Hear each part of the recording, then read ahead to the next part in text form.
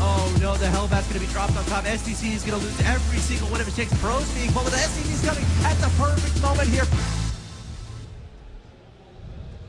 Ladies and gentlemen, welcome back to the Starcraft 2 stage. What a great series we've got going on here between Polt and Naniwa. Polt currently leads 3 maps to 1. Naniwa must win 3 in a row if he wants to keep his tournament hopes alive. But what we saw in the last game is the one thing that Naniwa has to avoid. Naniwa was in great position. Yes, he was. Absolutely could have won that game. Little simple, very easy to make slip up. As long as he doesn't make those, Polt is certainly going to be on the edge. I would say that Naniwa might even be favored in a lot of these situations.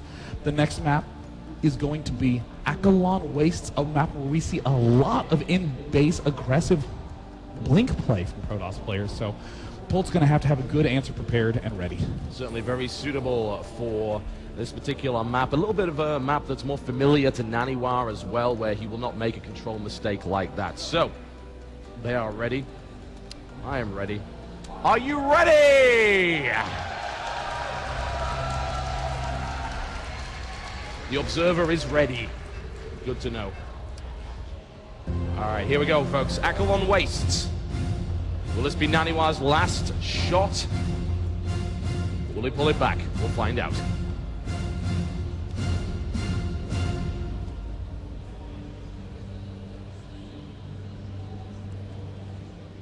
Spawning in the top left-hand corner. He's been a crowd favorite for years and continues to show an impressive performance here at the MLG Spring Championships. From Cooler Master Storm, it is Polt!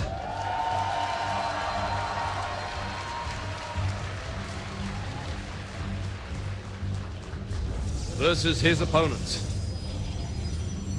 To the southeast position, currently playing from 2 maps behind. He's going to be on match point for quite some time. The most ridiculous position you could be in terms of pressure. Can he handle it? He is playing Protoss in the red trunks. He is Alliance Naniwa!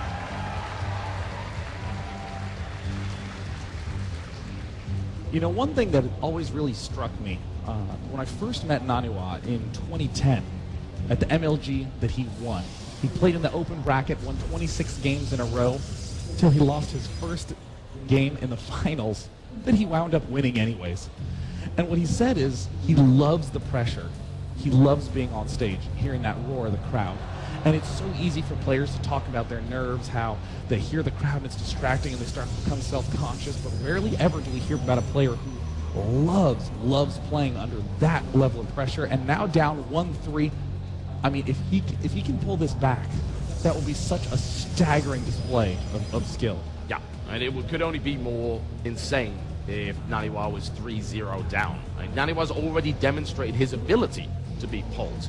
And to be fair, aside from that control mistake, he would most likely have won that engagement. With 3 Colossus versus he won, which he had there, then I would have given him the edge in that particular fight. Yeah.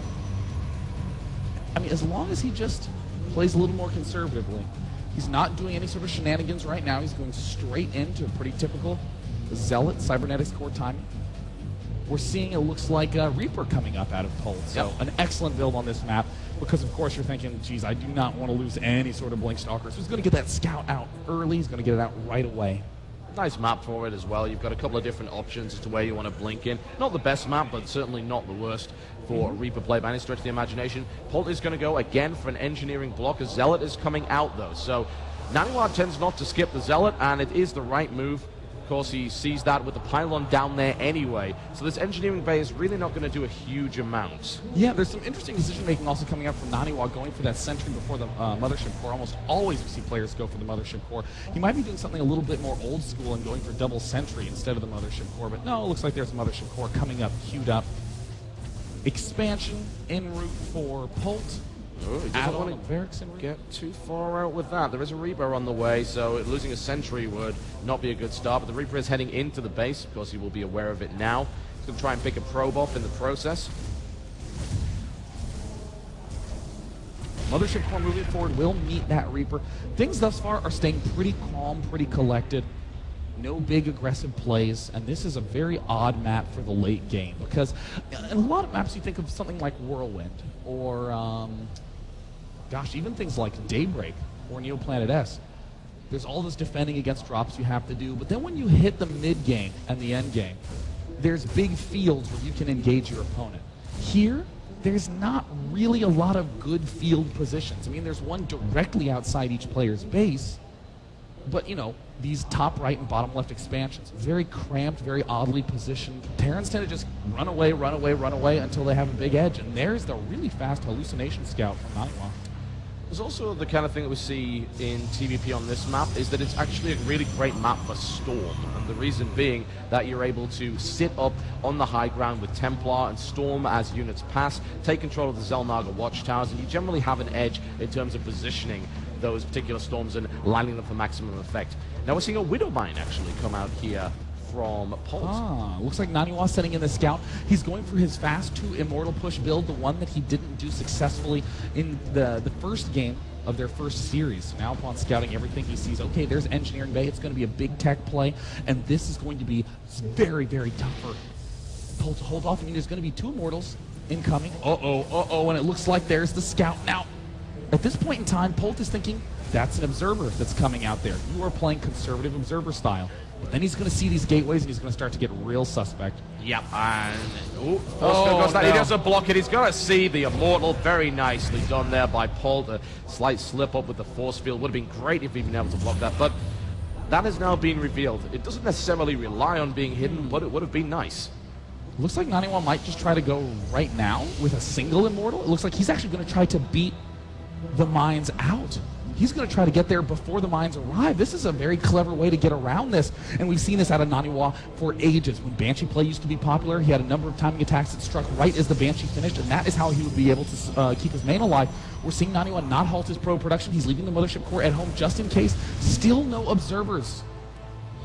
Unfortunately, he wasn't able to trigger the mine there. He would have loved to be able to do that, but it does take about 1.5 seconds to actually fire off, so if the bunker is there, it can kill the probe before that's able to happen. Polt sees what's going on with the back rocks right there. They will go down very fast with the addition of the Immortal, and Polt bringing units to the front here.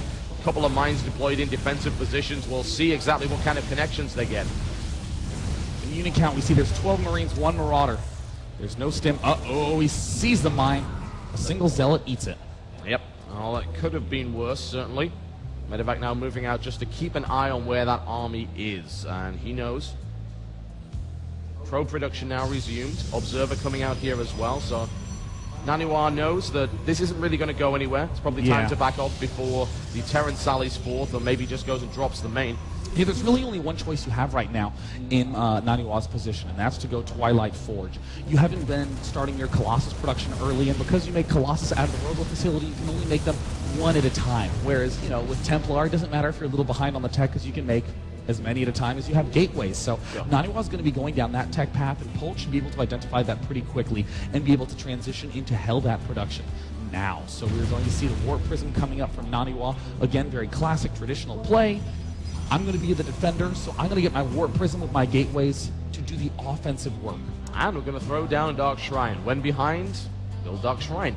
And adding the charge in there as well, and the Warp Prism gives him a lot of different options. Yes, he could go Zealot Archon, he can use the Dark Templar. Nice pick off there by Naniwa, making sure that that mine doesn't get into position, but another one did manage to make its way to the third. Right now, it looks like Naniwa is just going to be holding position, and Polt does his usual thing where he leads with a single Marine. Stim just now finishing up so we can begin to do some attacking. More barracks coming down. No additional engineering bays. A lot of people like to go for that fast 2-1 upgrade, but no, looks like Polt favoring the aggression first. There's the additional 4 gateways coming out for Naniwa. We see that single Warp Prism sneak its way up the right side, and Polt is going to try to move into the front. All right, well, there's a reasonable amount of stuff defending it, so that could be a little bit of a difficult attack to make, especially with force fields available here. Here comes the Stim Mothership Core with the Photon Overcharge. It's a shame he wasn't able to force field that off and maybe trap a few units to be killed by the Photon Overcharge, but he defends successfully. This is a pretty typical position to be in right now as a Protoss player, behind by a little bit of supply. You'll get behind by as much as 30 or 40 for a brief period of time until you can get some of those really big power units up, but we see that Warp Prism moving in.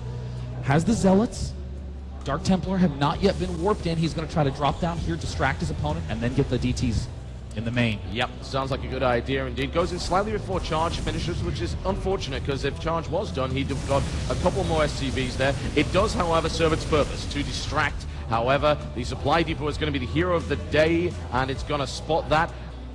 And there's the warp in, and it looks like he only has 2 scans.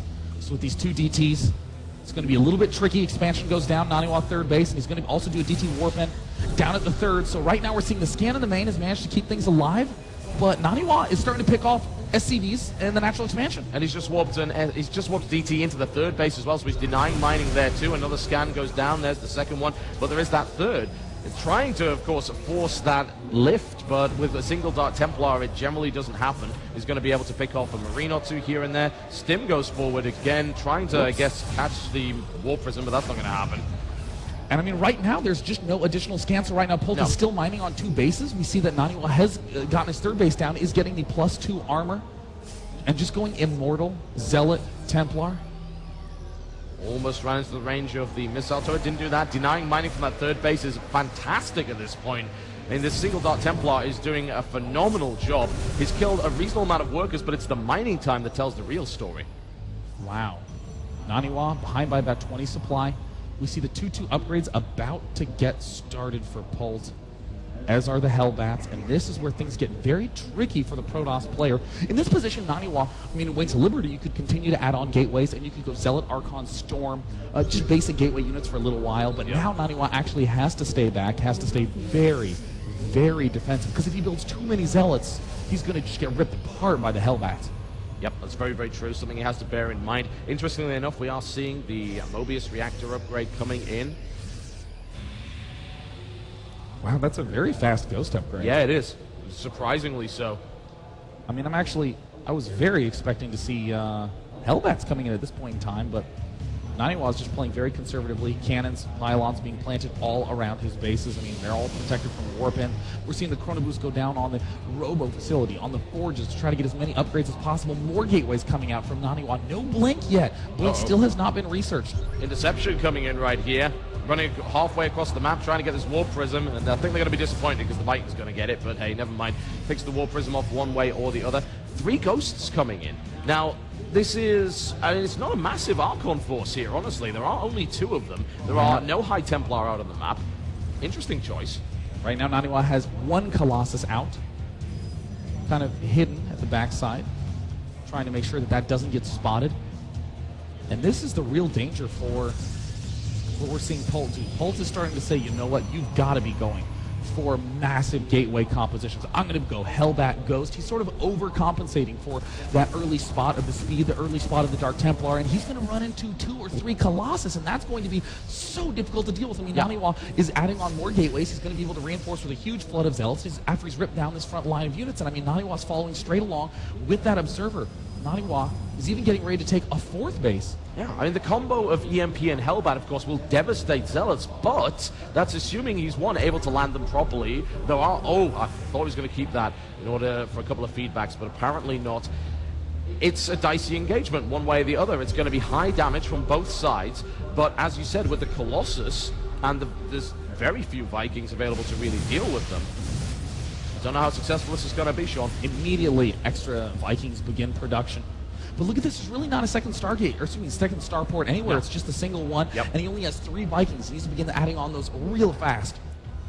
Yep, he does. And at this point, bear in mind that he is almost maxed on supply. If he wants to change his composition at this point, he is going to have to sacrifice something in order to make that happen. Yeah. Uh-oh. First flank has been set up here. There's interesting. And it looks like, EMPs land. There's the force fields going down. There's a number of units running headlong into the small army at the south side, and Naniwa is going to be forced to reposition because he realizes that there's units coming from all sides. He's going to get flanked here and take some more damage. The Colossus is still alive. 1 goes down. Second one is about to fall as well. Polt looking in a good position. The Warpins come in from the back. Polt stimming forward. Mules are down. Polt thinks he's got it. The question is, does he have it? There's not enough force fields with it to trap everything here. There's only a single Colossus remaining. Coming in right now. Another Zealots are Colossus dead. coming in, but Can it they looks like reinforce? there's a lot of ground units moving in. 10 more Zealots come in. Did Polt throw down the mule preemptively? He It looks like might the have. answer Did he is pull a taser? yes. He might have pulled a taser. He's going for it right now, trying desperately to hold the Colossus. Falls down, but there's a couple of Hellbats at the back. Plenty of medevacs. He breaks it. Finally, Polt breaks it. GG! Polt advances, your first finalist of the MLG Spring Championships. The last Terran standing from SEMIFINAL. It is Polt!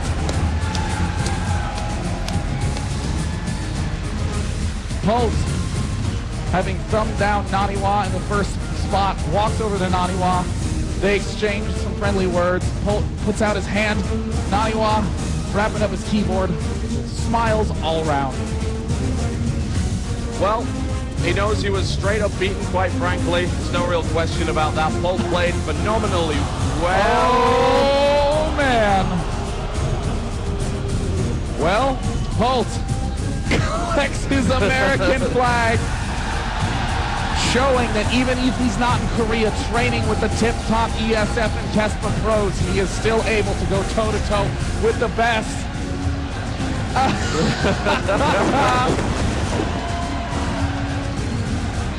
How exciting to think that the finals, no matter who it be, Quantix Hyun or Liquid Hero, it will be a non-mirror matchup finals. What a fantastic series, having defeated Naniwa 2-0 their first engagement and 2-1 in the second. Anyone was doubting that Polt's skill would decrease as a result of staying in the US, decrease as a result of not being on TSL?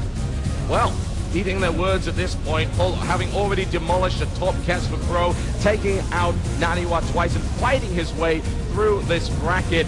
He is now in the finals, and he, of course, awaits the terror of what is left in the losers bracket. That does mean that we have 2 matches left in this tournament. We have semifinal number 2 between Liquid Hero and Quantix Hyun, and after that will be the grand final of the MLG Spring Championships. Who will Polt face? We'll find out soon. I'm Day 9. I'm Total Biscuit. We'll see you shortly.